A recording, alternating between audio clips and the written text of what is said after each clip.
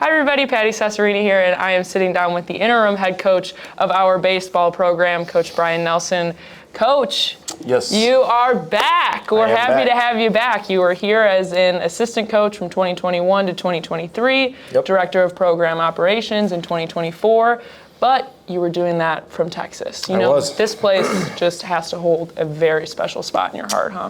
Yeah, I think, long road of coaching and whatnot, and then, rewind back to 19, 20, 21, whatever it was, when Coach Banfield gets the job here, and him and I had been assistants together in the past. And so, this coming up here with him and felt like we were, for lack of better words, starting a new program at the time. We pretty much were. It felt like we were, especially, in the midst of a canceled season after COVID, and baseball being dormant there and having not a lot of success for a long time. It really felt like we were doing something. And now he was the head coach, and I was his right-hand man, and we had a lot of work to do, so it felt like we were really doing something. So we have our fingerprints all over that program. And so for me, when we talk about a special place, more than any other place I had been in my career, this I felt like I really made a significant impact, and also just the roster itself. You talk about the players individually and being a part of the recruitment process for each individual one, and finding half of them, doing those things and staying in constant contact, and being able to coach the Brandon Nyes and the Hunter Pydicks and John Lowingers and all those guys their entire career. It was, the opportunity to come back for their senior season. And that's not a lot of, you almost don't hear of a lot of times where a head coach, especially a first-year head coach, gets the opportunity to not only come into a situation that is fairly set up to win right now, but come into a situation where the players already know who they're playing for. Right? So there's so much familiarity there, which is very nice, and has allowed us also to help retain a lot of the roster. But no, this is a special place, and when we knew there was an opportunity to come back, and my wife and I were my daughter also very excited. Very excited. It's Rochester Hills, Auburn Hills area. This is it's one of the nicest places, I believe, in Michigan, and honestly in the country. And they have the opportunity to be the head coach here. It's pretty special. Yeah. Pretty special. Yeah. It's like a full circle moment. Almost. It really is. You've gone literally from every position. It really is. The coaching staff. You've done it all. It's I think, a lot of times at these places, your staff has to wear a lot of hats. You have to do a lot of different things, whether it's being involved in the operations and getting buses and working the schedule and food and uniforms and apparel, or to between the white lines, or data collecting, or whether it's being helping with the social medias and doing some different things and video and all this stuff. Like, you tend to wear a lot of hats and have to connect with a lot of different people. And I think that does. That puts us in a position, having been at a place like this, where you get a lot of experience and you're able to come in and make the transition, pretty effortlessly, honestly. And it's comfortable knowing people, and being able to come in and people know who you are and they know who what you can do. And so it really kind of makes this transition a little bit easier and more comfortable. I can tell you that. Of course, because it's, like you said, familiar territory. You know what goes on, what happens behind the scenes. But what are some things that you're already prepping for this upcoming season? College athletics, the grind does not stop. Sure. I just got the job recently, and honestly, mission number one has been make sure that, welcome to 2024 in college baseball and really college athletics. There's this thing called the transfer portal.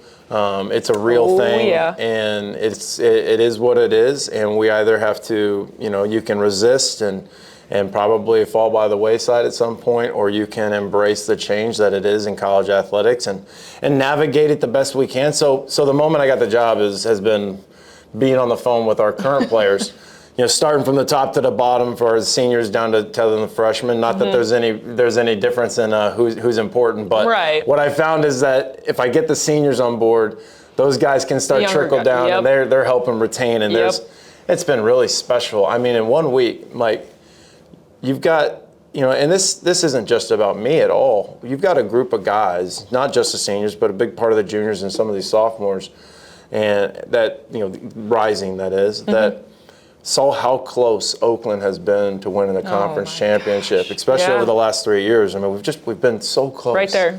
And I think that this group, really believes that they have unfinished business. I think it was important to them, to each other, that they stayed together to attempt to do this again. And I think me coming back, for them, number one, we talked about the familiarity, but they feel like, I'm no fool. Like how close we've been. The last thing I'm going to do is come in and throw a grenade in it and blow everything up and try to do something different. So I know how fortunate I am to be able to take over a roster that, is very close. And whatever the ingredient is that we got to add to get us over the edge, that's what I'm hoping that I can bring. But it starts with good players, and not just players that want to play for a coach, but they want to play for each other and they have a purpose. And I think the retention of the core of this team, we're like 98% probably roster retention, which to me was just the ultimate buy-in. And that's huge. Not just to me or to whatever staff we hire, but to this university and to what they're capable of accomplishing this year. And I think they see it and they're hungry for it, and they know it's going to be a lot of work. It's going to take a lot of work. It's going to take a lot. It's going to have some things going to have to go our way at times, but they are excited. They're excited to do the work. They're definitely self-aware, and I think they're going to handle adversity when it inevitably shows its face, and it's going to be. I think it's got a chance to be a really exciting year, and you're talking about fortunate. Like I'm to be a first-year head coach and to be able to walk into a situation where we got good players, and that's a credit to Coach Banfield too, of being able to build this program in a position where we got a chance to go do something special. Yeah. But we've done a lot of work here, and there's a lot of work, but this class realizes that this is their chance, and I think they really wanted to hold it together. Yeah. So it was pretty exciting to be able to be the last piece, I guess, to the puzzle of keeping them together. So it's good. Yeah, it's good. Sorry, I'm just talking. No, that's all right. That's all right. I'm here for it. And you too have said that an expectation for this season is to be competing for a Horizon League championship. The audacity sometimes of somebody to come in and say, "Hey, we're going to go win a conference championship." Like that's it's bold. Right, but I also think it's the truth, and I promise you this on day You're one. Right. The message to our team. There is no rebuild. There is no, hey, we got a new head coach in here. It's going to take time. Like, I don't have time. They don't have time. These kids, we got kids that are coming in as grad transfers for 1 year. And it would be a disservice to them and to any of our seniors or anybody that this is their last year. It would be a disservice to those guys for us to treat this as anything other than an opportunity to actually go to a regional. And who knows? Every year is a different year, and right now, I believe on paper, and there's a lot of teams, not just in this league, but in the country, that right now on paper they're like, we're pretty good. Yeah. And I get it. And you got to go out and you have to earn it. You have to do the work in the fall. You can't just expect to show up. We got to stay healthy. We got to continue to get better. All of that stuff is true, but from a talent perspective, from an experience perspective, we got what it takes to do something special here. And to have an expectation that's anything lower than that would be a disservice to anybody that's going to be here and that's going to have an opportunity to wear the black and gold. And whether that's holding our coaching staff to a higher standard, to our team, the standard of winning a conference championship is here in year one. And and I don't think it's I don't think that's egregious. No, we've been there. Well, because then what are you doing in college athletics if you're not here to win a championship? Correct. Let's call a spade a spade. Correct. There's only one team that gets to do it. Yep. And baseball, is a sport that it's a bunch of individual guys that are wrapped up in a team sport, and a lot of it is about confidence. And we can have a lot of the talent, and we can. Very few times, though, do you walk onto the field and just out-talent anybody in this league. And we're not going to just out-coach anybody in this league. There's good people everywhere. But we can out-team them, right? Like it can mean more to our guys. We can be playing good baseball at the right time because our group has something that they're playing for that's important, that's bigger than themselves. Right. And there's a spark of it, but you got to build it up and turn it into a big bonfire. But there's a spark of that in this team. They have the right mentality. Whether or not they'll hold on to that through adversity, which inevitably comes, is something we'll find out. But that's where the coaching staff gets to be able to play a part behind the scenes, and we're excited. We're really, really excited, and we still got a little bit more work to do. It's like I want the season to be here tomorrow, right. but I also give me a little bit of time. Give me a little bit more time. Let's make sure we're really prepared, and that's the things that we can control, which is, we can control our preparation. Right. We can control our mental attitude. We can't control the weather in Oakland, Michigan. I can promise you that. Nope. But we can definitely, control our approach and the mental thought that we have towards the weather. Yeah. And we can control, everything about what we do physically. We can't control anything else. And so we really just going to spend a lot of time focusing on those things and trying to build confidence and stay positive and stay hungry. But I'm not coming in to blow up the whole entire ship here. I don't think anyone thought that either. We're going to keep it floating and keep it moving in the right direction. That's the goal. I don't think that was even an inkling in anyone's mind. That's good. So no need to worry there, Coach. We're happy to have you back. I mean, this is one heck of a story. It is. And an opportunity. It's not done yet. No, it's not. A lot of chapters still to be written. And then that's the other thing too is, it's not just about this year. The juniors and the sophomore classes, the incoming freshmen this year, they have the incoming freshmen this year. This might be one of our better classes that we've ever had as far as incomers coming, and it is, so when I talk about we're ready to win now. Well, the exciting thing is, we are. But we're also, I think, built, we've got a foundation in place that says hey, we don't have to be a 1 year. It could be our time to go make a run, and let's go put some things together year after year after year.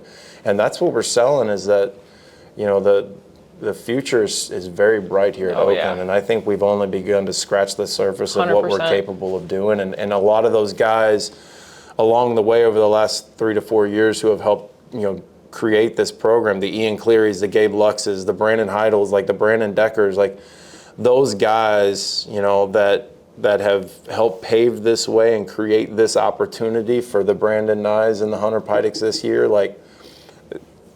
One day we might look back and be able to say, man, that's where it started, and it wasn't 2025 season, it was the 2020, and it's something special. And so that story, that era, it's not over yet. And we're just adding a couple chapters, but I'm pretty excited to kind of see how the story continues to get written. Oh, yeah. It'll be fun. 100%. Oh, yeah. But we're not done here yet, okay? We're going to have a little bit of fun, too. So we're going to play some Would You Rather so everyone can... Would I rather? Yes. Okay. Would I rather or not what do this? Would you rather? Probably.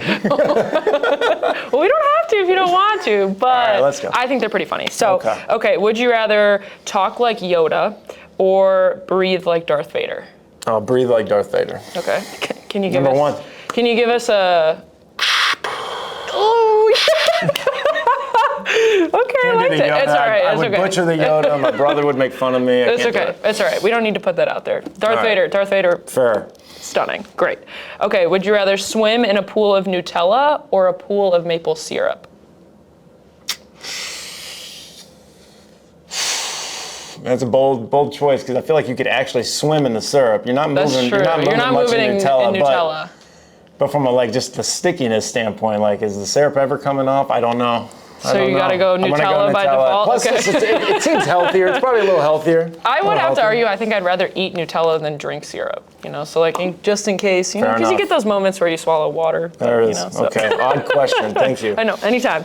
Okay, would you rather explore space or the deepest parts of the ocean? Oh, space. Yeah, get me away from the ocean. Sharks? No water. Nah. I'm good. Hard pass. Space. Okay, would you rather have the ability to control water or the ability to control fire? Ooh. I'm going to go with probably, that's a good question. seems like the smartest decision is to control water since it's everywhere, right? But fire would just be cool. Yeah. And I'm into cool stuff, so, Okay, so let me shoot flames. All right. Would you rather have a permanent bad hair day or a permanent bad haircut? So permanently bad hair day. Oh, it seems like an obvious question, right? Just a horrible bad haircut. It's giving me a bad day, I guess. I can live through anything. You can live through. Well, no, it's a permanent. So every day you're waking up with a bad hair day. I see what you're saying. Yeah. Ooh. Every day you're either waking up with a bad hair day or a bad haircut. You know what? Probably. I guess it doesn't matter because it's just messed up either way. Screwed up. I'm wearing a hat. Ball cap it is at the ballpark. Default. All right. Smart. I'll take it. That'll work. Got to think ahead. I don't think the system. Outside the box. Outside the box. All right, Coach. Well, that's it? all. Yeah. That's good. That's all. I can take off my thinking cap. Good. Take me off the spot. But no, seriously, thank you for sitting down with me today, Awesome. chit-chatting, letting me get to know more about you and then the people as well. So. Well, it's been a pleasure. Looking forward to it. Anytime, Go Coach. Grizz. Go Grizz.